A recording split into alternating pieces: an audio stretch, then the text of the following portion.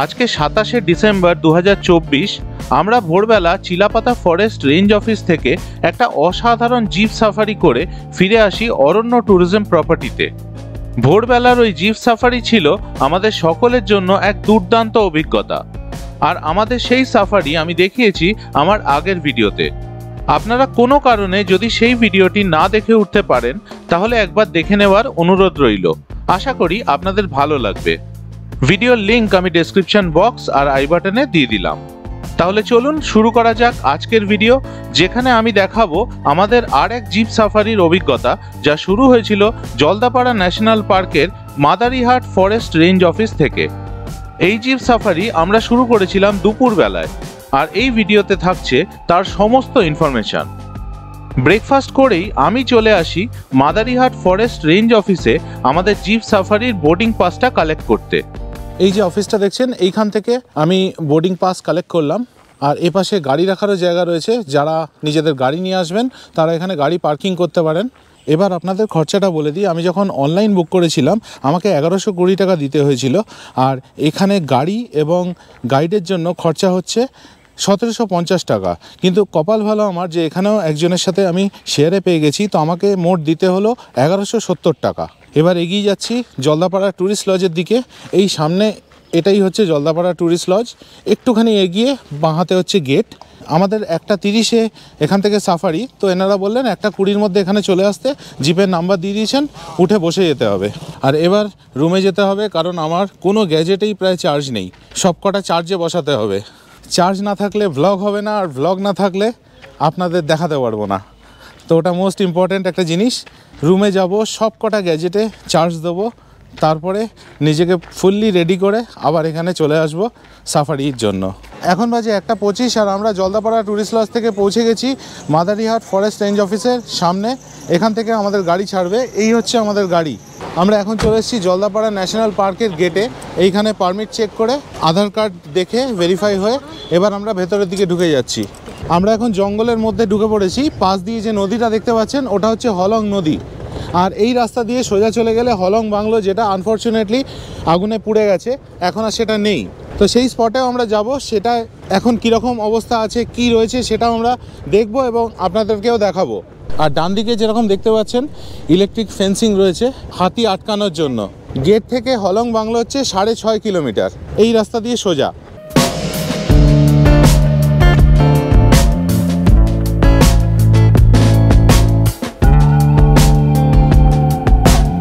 Jaldapara national পার্কের গেটের থেকে হলং বাংলো অবধি যে রাস্তাটা আছে সেটা হচ্ছে বাফার জোন, আর হলং বাংলোর থেকে শুরু হবে কোর জোন, যেখানে আমরা ঢুকবো।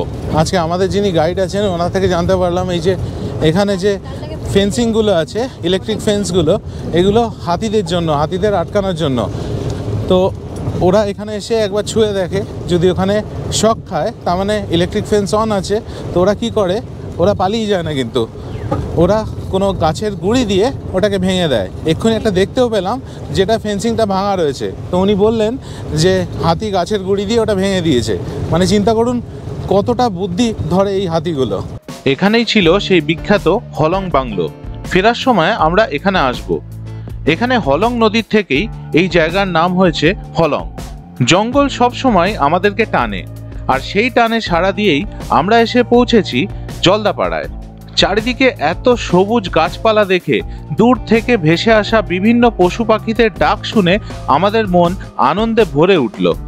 চারিদিকটা এত চুপচাপ, এত নীরবতা, এই জায়গাটা যেন এক অদ্ভুত শান্তির জায়গা।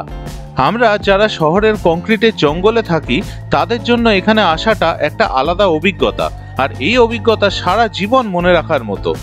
এই পাশে দূরে যে পাহাড়গুলো দেখা যাচ্ছে ওগুলো হচ্ছে ভুটানের পাহাড়। আর একটু আগে আমরা একটা হাতি দেখতে পেলাম, কিন্তু আনফর্চুনেটলি অনেক দূরে ছিল, ক্যামেরায় উঠতো না। আর এখন যে আমরা ঢুকে পড়েছি, আমরা হলং বাংলোর যে জায়গাটা ছিল সেইটা ক্রস করে চলে এসেছি, আর এখন আমরা কোর এরিয়ায় চলে এসেছি। আপনাদের কাছে আমার একটা ছোট্ট রিকোয়েস্ট, যদি আমার এই ভিডিওটা আপনাদের ভালো লাগে তাহলে প্লিজ আমার YouTube channel travel with tags subscribe করবেন। সামনে একটা বাইসন রয়েছে, একটু জুম করে আপনাদের দেখানোর চেষ্টা করছি। এইখানে দেখুন একদম সামনে একটা বাইসন রয়েছে, ওই যে খাচ্ছে। আর রাস্তার এপাশে দেখুন কতগুলো ময়ূর। 4টে রয়েছে, একসাথে 3টে আর তার ডান দিকে আরেকটা। আর একটু এগোতেই আমরা চলে এলাম বাইসনদের পাড়ায়। আমাদের চারিদিকে দাঁড়িয়ে ছোট বড় প্রচুর বাইসন।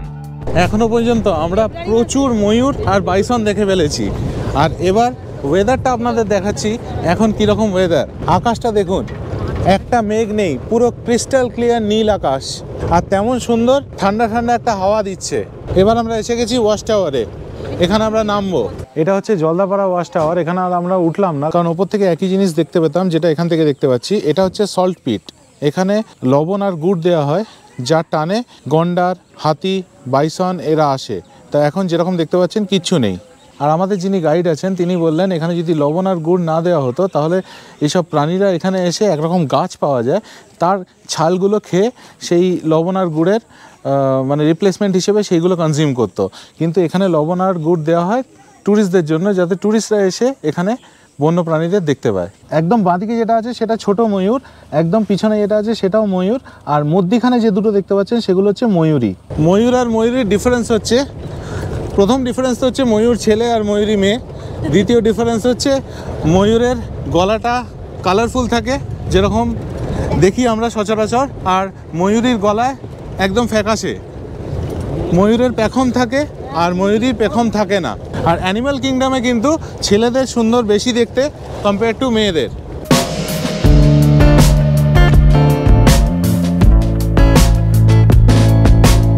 আজকে পরপর দুটো সাফারি করে টিনটিন ভীষণ টায়ার্ড, তাই এখন ঘুমিয়ে পড়েছে। আর কিছুটা এগোতেই রাস্তার ধারে দেখা হয়ে গেল এই হাতিটার সাথে। তবে এটা পোষা হাতি। পাশে মাহুত দাঁড়িয়ে আছেন। এই জায়গাটায় গন্ডার আছে ঘাসগুলোর পিছনে। এখানে সকলে থেমেছেন, প্রত্যেকটা জিপ এখানে থেমেছে। এই জায়গাটায় গন্ডার আছে, কিন্তু এখন আর দেখা যাচ্ছে না। হ্যাঁ হ্যাঁ, ঘাসের পিছনে চলে গেছে। এটার মানে হলো আমাদের কপালটা খারাপ। এবং আমাদের শুধু নয়, এখানে এত জিপ, তার মধ্যে এত লোক, কেউই এখানে দেখতে পেলেন না। আমরা আসার আগে প্রথম যে দুটো গাড়ি এসেছিল তারা দেখতে পেয়েছে, তারপরে একটা কেউ দেখতে পাইনি। আর এখানে যখন আসবেন সাফারিতে তখন কিন্তু অবশ্যই একটা মাস্ক নিয়ে আসবেন। আমরা নিয়ে আসিনি, খুব ভুল করেছি। ধুলোটা দেখুন খালি। অনেকেই নিয়ে এসছেন, আমরা দেখতে পাচ্ছি গাড়িতে পড়ে রয়েছেন, তারা খুব ভালো কাজ করেছেন তারা, আর আমরা না নিয়ে এসে ভুল করেছি। এইবার আপনাদের দেখাবো হাতির দুটো ছোট ছোট বাচ্চা। দেখুন, এই যে কি ছোট্ট, দেখুন জংলি হাতির বাচ্চা, এগুলো রেস্কিউ করা হচ্ছে। আচ্ছা আচ্ছা, দেখুন কি সুন্দর, দেখুন ছোট্ট ছোট্ট। আর এরপরেই আমরা এগিয়ে গেলাম অনেক বাঙালির একটা আবেগের জায়গায়, যে জায়গা এখন আর নেই। আমরা এখন যে জায়গাটা এসে দাঁড়িয়েছি সেখানে একটা দুর্ঘটনা ঘটে যায় কিছুদিন আগে, এবং সেখানে একটা ঐতিহাসিক জায়গা ছিল, সেটা নষ্ট হয়ে যায়। সব ট্যুরিস্টদের জন্য একটা সাংঘাতিক ইম্পর্টেন্ট, একটা গুরুত্বপূর্ণ জায়গা ছিল এটা, হলং ট্যুরিস্ট বাংলো। আর আমরা সেই জায়গাতেই দাঁড়িয়ে আছি। এই জায়গায় ছিল হলং ট্যুরিস্ট বাংলো, এখন আর সেটা নেই। এখানে দেখুন কালো দাগ রয়েছে, যেখানে হলং বাংলো পুড়ে ছাই হয়ে যায়। আমার আসবো করে আর হলং বাংলোয় আসা হলো না, আর কোনোদিন হবেও না। যারা এখানে হলং বাংলোয় কাটিয়ে গেছেন তারা জানেন এর গুরুত্বটা কোথায়। জঙ্গল প্রেমীদের কাছে এই হলং বাংলোর একটা আলাদা ইম্পর্টেন্স। খুব খারাপ লাগছে আজকে এখানে এসে, ভীষণ খারাপ লাগছে। হলং বাংলোর সামনে যে সল্ট পিট সেটা এটাই। ওখানে দেখুন লবণ দেওয়া রয়েছে, ময়ূর এসে খাচ্ছে। আর এই পাশে ছিল হলং বাংলো, এখান থেকে সার্চ লাইট দিয়ে এই সল্ট পিট দেখানো হতো ট্যুরিস্টদের। আজকে সল্ট পিট রয়ে গেছে, কিন্তু বাংলোটা আর নেই। অনিন্দিতা, আমরা এখানে ফাইনালি এলাম হলং বাংলোর সামনে, কিন্তু আজকে হলং বাংলো নেই। সেই মানে এতবার ধরে আমরা চেষ্টা করেছি বুকিং করার, পাইনি। আর আজকে সেই জায়গাটাই নেই, কিরকম অদ্ভুত লাগছে জায়গাটাকে। সত্যি ভীষণ খারাপ লাগছে এই ফাঁকা জায়গাটা দেখে। আমার চেনা জানা যারা এখানে এসছেন, ঘুরে গেছেন, হলং বাংলায় থেকেছেন, তাদের থেকে শুধু শুনেছি আর ভেবেছি একদিন না একদিন এসে থাকবো, কিন্তু সেটা আর কোনোদিন হবে না। জায়গাটাই পুরো ফাঁকা, এটা স্মৃতি হয়েই রয়ে যাবে। হলং বাংলো এইখানে ছিল এবং অনেক ট্যুরিস্টের মেমোরিতে চিরকাল থাকবে, যারা এখানে ঘুরে গেছেন, থেকে গেছেন। এতক্ষণ টিনটিন ঠান্ডা হাওয়া পেয়ে ঘুমিয়ে পড়েছিল। হলং বাংলো এসে উনি ঘুম থেকে উঠলেন। বাইসনটা পুরো মিস করে গেছে। বাইসন, ময়ূর মিস করে গেছে, হাতি, বেবি এলিফ্যান্ট সব মিস করে গেছে। তো আমরা আমাদের সাফারির অলমোস্ট এন্ডে চলে এসেছি। এখন হলং বাংলো স্পট থেকে বেরিয়ে যাচ্ছি আমরা, আর এগিয়ে যাচ্ছি জলদাপাড়া ন্যাশনাল পার্কের গেটের দিকে।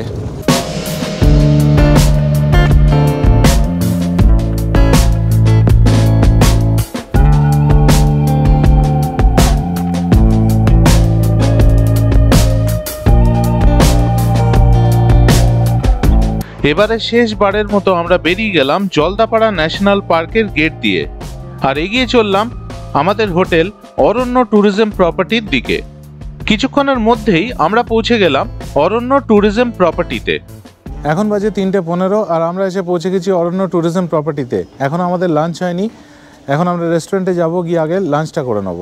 লাঞ্চে আমরা অর্ডার দিলাম 2 প্লেট ভাত, 2 প্লেট চিকেন কারি, 2টো মাছ ভাজা আর ডাল।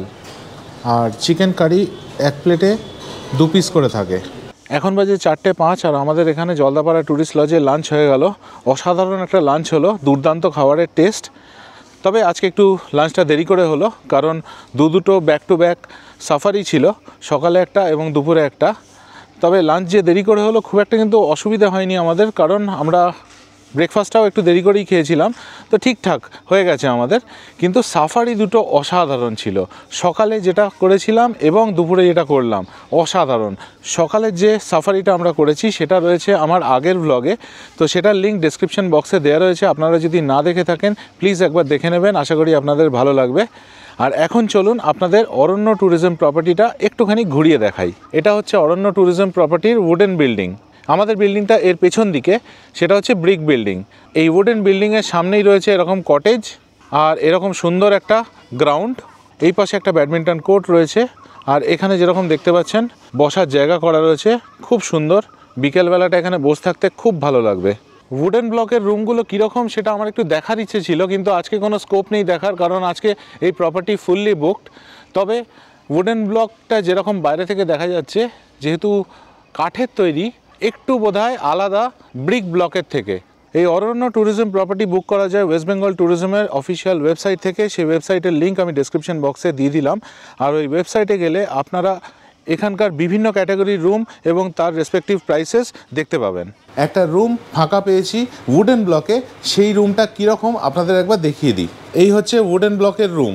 এখানে একটা বড় খাট, দুপাশে 2টো সাইড টেবিল, ওইদিকে ব্যালকনি, এখানে 2টো চেয়ার, একটা টেবিল, টিভি, আর ওই পাশে একটা ওয়ার্ক ডেস্ক আর চেয়ার, দুপাশে 2টো জানলা, এসি, ফ্যান, লাইট।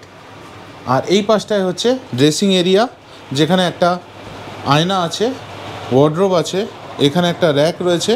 আর এই হচ্ছে বাথরুম। এপাশে কোমোড, বেসিন, স্নানের জায়গা, গিজার, এক্সস্ট পাখা। বেশ বড় bathroom, neat and clean. Wooden ব্লকের এটা হচ্ছে ব্যালকনি, আর এই ব্যালকনি থেকে এই ভিউ। এইটা হচ্ছে ব্রিক বিল্ডিং, আর আমাদের রুম হচ্ছে এইটা 304। আর এখান থেকে বসে এই পাশে জঙ্গল দেখা যাবে। ইনফ্যাক্ট কালকে আমাকে একজন বললেন যে এখানে নাকি 30 থেকে 35টা হাতি এসছিল এই ফেন্সিংয়ের ওপারে। আর এখানে একটা ছোট্ট পার্ক আছে, চিলড্রেন্স প্লে এরিয়া। এখানে গোগল আর টিনটিন সমানে স্লিপ চড়ে যাচ্ছে। এতখানি ফাঁকা জায়গা পেয়ে টিনটিনের মনে ভীষণ আনন্দ, চারিদিকে দৌড়ে বেড়াচ্ছে ও। তারপরে শুরু হলো 2 ভাইয়ের দোলনায় দোলা। এখন বাজে রাত্রির 8:30 আর আমরা যাচ্ছি রেস্টুরেন্টে ডিনার করতে।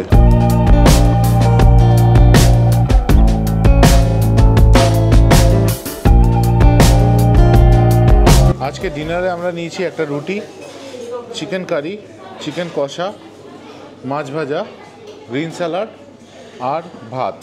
ডিনার শেষ করে অরণ্য ট্যুরিজম প্রপার্টির ভেতরেই একটু হেঁটে সময় কাটালাম, আর এভাবেই আজকের দিনটা শেষ করলাম আমরা। আজকের গল্প এই পর্যন্তই। এর পরের দিন সকালে আমরা অরণ্য ট্যুরিজম প্রপার্টির থেকে বেরিয়ে যাই রকি আইল্যান্ড। সেখানে কিছুক্ষণ ঘুরে আমরা চলে যাই শিলিগুড়ির বাইরে মিরামার রিসর্টে। এই সব গল্প নিয়ে আসবো আমি আমার পরের পর্বে, তাই দেখতে থাকুন আমার চ্যানেল। আর ভিডিওটা ভালো লাগলে প্লিজ আমার YouTube channel travel with tags subscribe করবেন। ভালো থাকবেন।